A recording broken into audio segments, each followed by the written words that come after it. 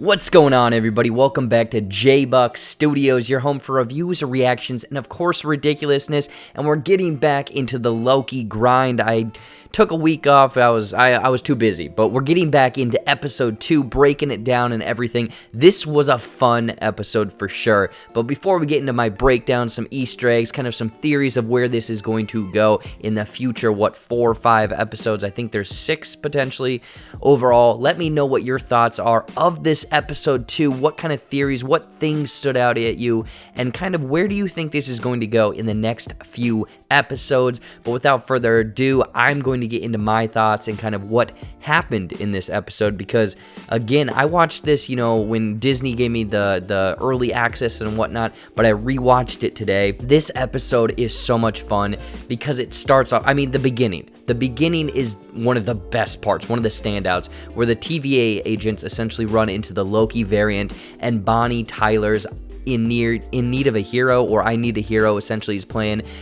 Obviously it's reminding you of Shrek and everything like that, but the way that it plays, and it's just getting you hyped and whatnot, but it sets up kind of the tone of this episode of essentially I'm assuming the TVA needs a hero, and boom, that's where Loki is coming into the mix of essentially him being the hero to help them throughout this. So then they obviously bring in Loki to kind of solve this mystery that happened in 1985 in Oshkosh and whatnot, and Loki's kind of doing his thing. He's kind of stalling for time and whatnot, seeing what could potentially happen if this Nexus event goes past the point of no return and whatnot. And, you get some fun banter between, I think, B-15, the TVA agent, and then along with Mobius, and whatnot. That was the fun part setting up this episode, is that kind of action set piece, the music, everything. And then it sets up the next bit of this episode, because the main crux of this, and what I'm loving, is the sci-fi mixed with kind of the mystery thriller a little bit. Like, it very much reminds me of like a Zodiac, a Seven, any sort of kind of like a little bit sci-fi, even though those don't have much sci-fi to them, but the kind of detective chasing someone down and figuring out what is exactly going on. So I'm loving that kind of tone that they're going for here.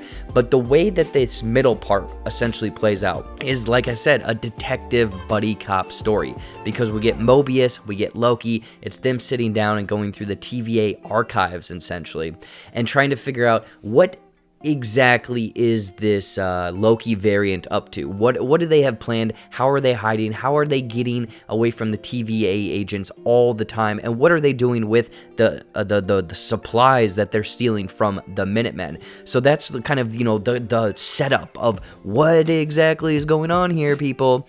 And I love how Loki essentially stumbles upon kind of how himself in a different form is essentially getting away with everything. And he finds out that hiding in apocalyptic type events, or going to those kind of events and messing around, kind of doing variations, being a variable at that time, you can hide, because essentially that world-ending or land-ending, planet-ending event is just gone. So anything you do beforehand, it just gets erased. So they jumped, him and Mobius jumped to I believe it's Pompeii in 79 AD, and they test it out. And it's kind of a fun banter between the two, where Mobius is like, okay, just act like a bird and do some bird noises and whatnot, and we'll see if that distracts anyone. But obviously Loki, being Loki, goes full out and whatnot, and you find out that any sort of event, any sort of variable change in the timeline of those post-apocalyptic events that they do does not change it at all. So they kind of, stumble upon this discovery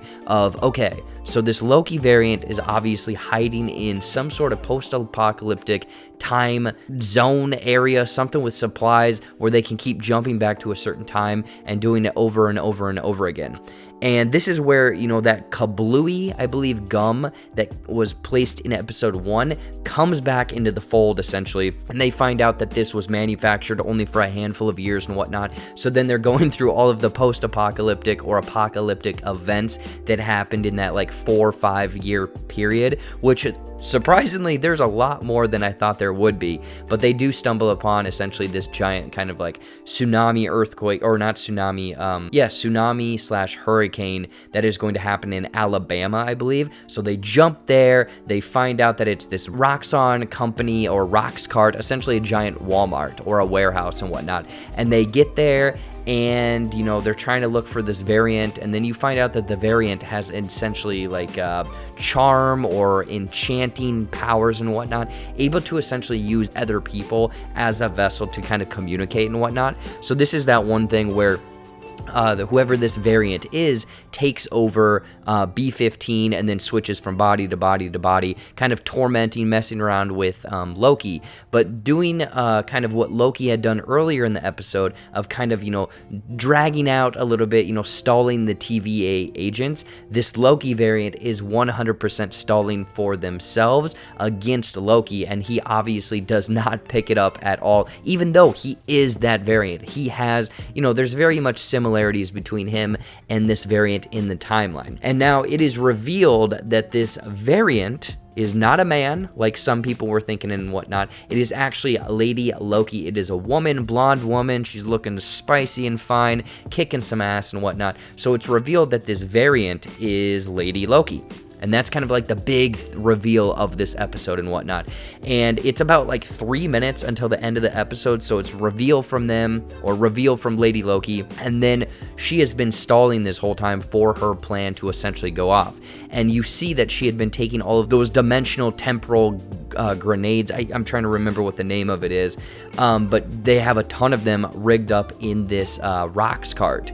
And they all slowly start going off. But she also uses the other tech that she stole from some of the other Minutemen and sends these temporal grenades to different timelines, to different places and whatnot. So you can see how this is, one, going to cause a big headache for the TVA, because on the screen, you see the sacred timeline and then all of it branching off and whatnot. So like that is going to obviously set up the rest of the few episodes here, but also could potentially create the multiverse and have everything break down and whatnot.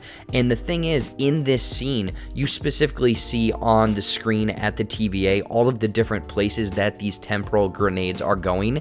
And I think that all of them are kind of referenced or hinted at in the various trailers for Loki that we have already gotten. But if you look at that screen, I think a few of them are random towns in the US and whatnot. One is Rome, one is Titan, one is Ego, one is Vormir, and one is the place where Thor was able to get Stormbreaker. I think Nagakiller. I don't know. I'll put it here on the screen because I looked it up and whatnot. So all of these events, I'm curious on what exactly is going to be happening there in those alternate timelines. How is that going to shift the main sacred timeline and whatnot?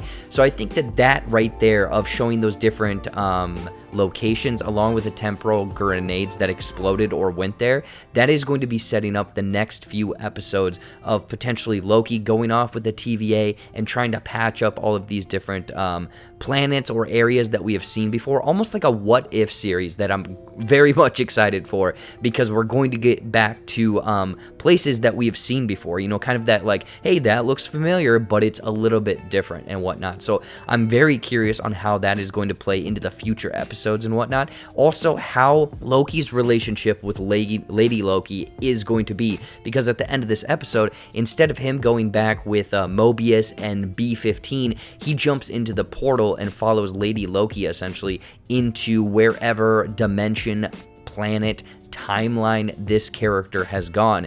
So I'm curious on what is going to be said between them in the future episodes, because episode 3 is going to probably start with Loki. Actually, no.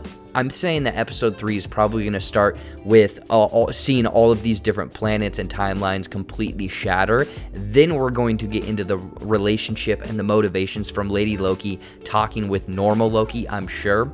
So that's kind of the setup right now moving forward, is the TVA is in all sorts of scrambles because the sacred timeline is splintering and shattering. And then Loki is now escaping essentially their variant, their way of solving this or putting this all back together. So I'm curious on where that is going to lead for this for the next episode and the few episodes leading forward from there. But obviously it is going to be, or a big part of that is going to be those list of planets and locations and times that were on that TVA screen, and going there and essentially patching things up and resetting the timeline right there. So it's going to be this kind of fun sci-fi world sprawling, again, detective kind of solve the mystery, patch up everything, and try to make the timeline whole again. But I mean, there were quite a few Easter eggs in this that kind of stood out. Obviously, a few surface level ones and a few ones that stood out in the background, where there's a scene where I think Loki,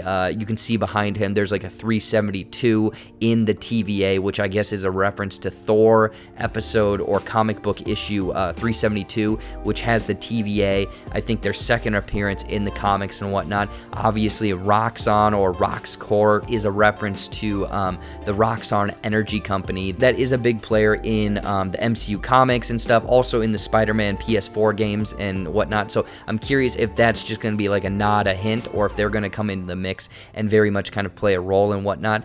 But I think the biggest thing is all of those locations on the screen is where we're going to go and kind of seeing, the fun places that we've already been before. But there were two things that really stood out to me that I might have to do separate videos on or talk about more in depth, because I was like, oh, there's something going on here. One of which is a fun one where Mobius is talking in the office with the head of the TVA, and you can see that he has to put a coaster down, and the coaster is, a hexagon figure. So does that tie in with WandaVision? Does that tie in with Mephisto? Ooh, with the hexagon and everything like that.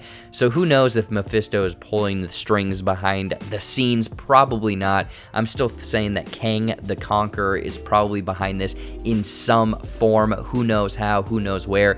Maybe he is the one that's kind of in contact with the head of the TVA, and there's more going on with her than what appears. But when Mobius is talking with her, and he is handed that pen, and it says Roosevelt High School, I believe it is, like, that potentially has something to do with Captain America or Bucky Barnes and Steve Rogers. I believe it's the school or high school that they graduated from. And I know in the last episode, some people were saying that they saw Peggy Carter. So could that mean that the pen came from a different timeline or a different time era from Steve Rogers, because again, he stayed back in time, and then therefore Peggy was brought into the TVA because Steve is working as like this special agent or analyst for the head of the TVA. Again, I'm getting way too in the weeds about this and whatnot, so who really knows? But there's also one other Easter egg that's very curious, because again, I mentioned that Lady Loki is the woman in this episode, a variant of Loki.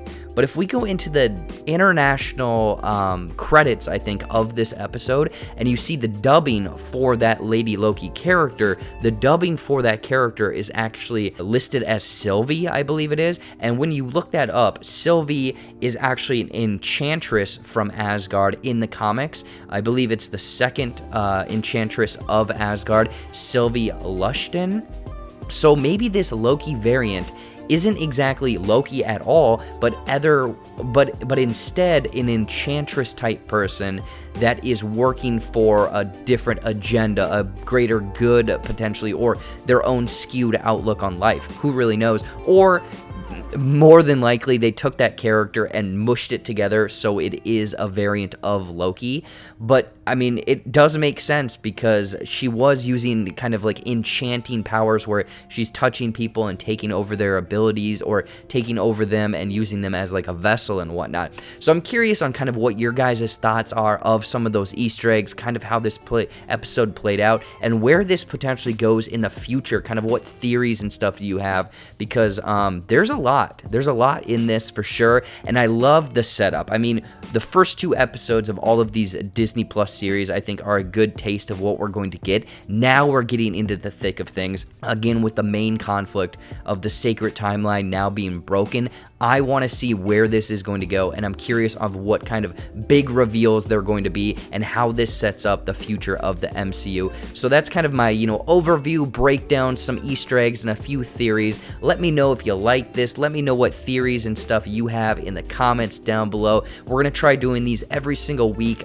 It won't be me staying up till 2 a.m. because I just got way too much on my plate and I just can't stay up that late anymore. So please and thank you, stay tuned for all of this stuff. Everyone, thank you so much for watching. Again, let me know all of your stuff in the comments down below. And if you want even more content, you know, watch some stuff up there, watch some videos over there, brand new stuff every single week, every single day. Be sure to follow my new JBuck Shorts YouTube channel along with my TikTok channel down below, doing fun stuff over there for sure. Like this video, subscribe to the JBuck Studios channel, and Loki, you are one mischievous little Asgardian, you dirty man.